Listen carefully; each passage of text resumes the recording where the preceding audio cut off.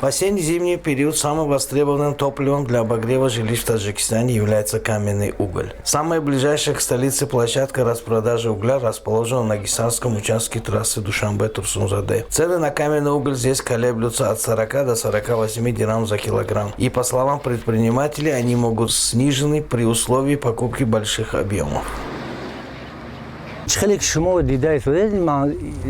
На Гисарском участке автотрассы Душанбе-Турсунзаде мы занимаемся доставкой и продажей угля из Айнинского района.